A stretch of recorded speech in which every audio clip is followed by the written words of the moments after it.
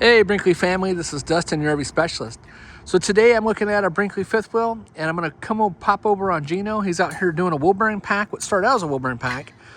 So this unit came in for a wool bearing pack, and then once we got into it, we ended up finding that the brakes got saturated and that the seals blew. So it didn't fail, they just started seeping and started leaking. So these are the new brake shoes that he's putting on, and he's going through and torquing the backing plates right now. And this is Gino, if you haven't met Gino before. He's recently changed his hairdo, but that's still Gino. As you can see, we're putting on actual, the Kurt Lippert brakes that's supposed to be on there, self-adjusting backing plates.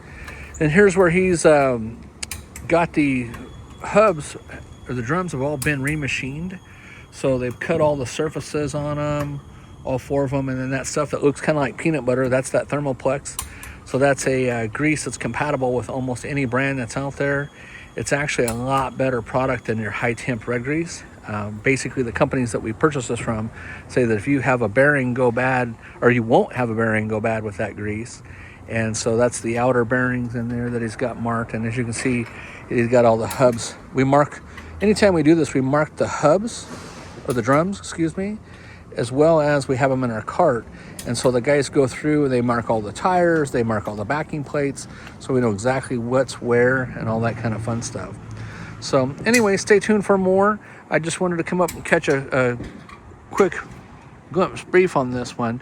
So you might be saying, hey, this is a fairly new Brinkley, and I believe the customer said something along the lines of like, hey, I've only had I don't know what he said, 4,000 miles or something on that. And why would they leak? So I have pictures, and so is my technician, of showing that the grease got flung all around the old backing plates and that it leaked around the seals. So he hasn't put the seals in yet in here, but when the seals go in and the seals leak, they fling grease not only in the surface of the drum but also on the magnet face, and then they get all over the shoes, right? So now what can cause that? Well, a bunch of things can cause that. It's set too much, didn't get used, maybe it was overpacked, maybe you, in this case, I believe, Gino, you said that the brake shoes were, I forgot the word you used. Glazed. Glazed. Yeah. So when the brake shoes were glazed, and then there was a lot of, in the pictures, there was a lot of damage on the magnet surfaces where the magnets were, acting like they were aggressively being applied. So I don't know if if you're the owner and you're watching this, if it was a situation where you had to do a lot of hard braking or a lot of downhill braking or whatnot, but that's typically what can cause that. So whether it be high heat, which high heat on the shoes, if you went down a long hill riding the brakes, or if you didn't have the brake control adjusted properly, that can cause that. And I believe, I think the owner said, hey, I want to turn it into Brinkley or turn it into Lippert or whatever.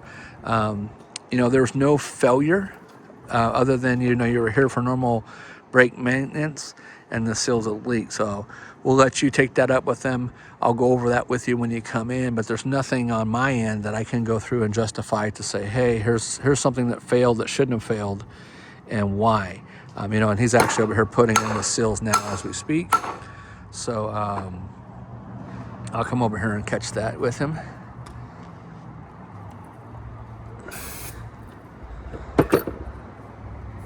So then he goes back and he's cleaning up the surface, as you can see. And then here's his seal installer. That's a custom one, right? Yeah. We have seal drivers and stuff too, but each guy has their own tools that they've either made or bought, or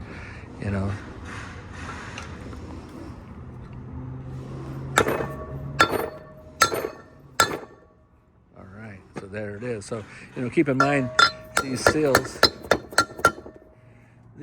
are really tiny, guys, and so those seals, when those get installed on the actual spindle or over there, they'll fit right in that area. So when those again if the axle from the bearings gets too hot, or the brake shoes gets too hot, which the hub gets hot, if it gets too hot, it's going to cause that plastic to distort. And then, you're not talking much. You're talking like the thickness of like a couple pieces of paper, I mean, not very thick at all, but once there's some type of small little gap, that's where the grease is going to liquefy and go in there. And again, like I said, this is a different type of grease that we use. Basically, this grease, like I said, it's compatible with almost any product that's out there. It could even go in salt water, they say.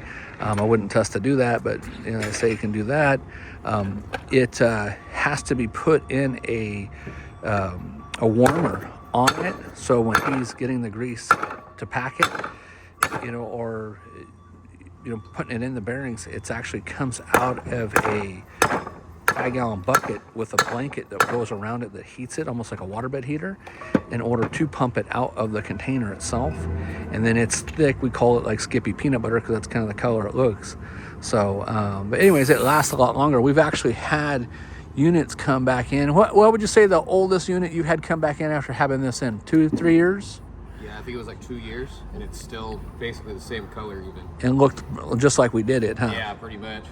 Yeah. So, but we still don't want you, even though the grease is a better grease, we don't want you to go past still that 12 months or 12,000 mile mark. We still want you to do your maintenance as there's recommended to. So, and again, it's not just for hey, did I lose a seal, or is there any damage on the hubs? Is there any damage on the shoes? Is there any spring damage? Is there magnet damage? Is there any wire damage? Is there anything going loose on the backing plates, the spring clips, all that kind of fun stuff? So, but all right, well, I will let him get back to business, and I will see you guys later. Thanks so much for watching. If you have a Brinkley, as is a Model Z, and I believe, let's go check out what year it is. I think it's 25, or could be a 20, no, it's a 10 of 24. So if you have a Brinkley and you're in need of some maintenance, come in and see us, and we will get you taken care of. Again, all my guys, pretty much for the most part, we take pictures and videos and as we're going along and doing it, so that we have it for documentation for ourselves. Plus I use it for writing articles and posting videos. Even over here, there's a camera on the fence that's been recording him the whole entire time. We have over 68 cameras in our shop, both inside and out.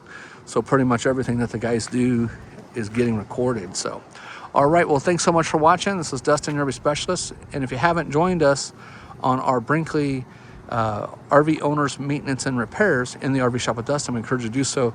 That's where we're like telling you like little tidbits and things that we're doing, things that we install, products that we use, tools that we use, and all that kind of fun stuff. So, and then anything that's going on in the industry or things that we're working on. So, all right, well, thanks so much for watching. Have a great day.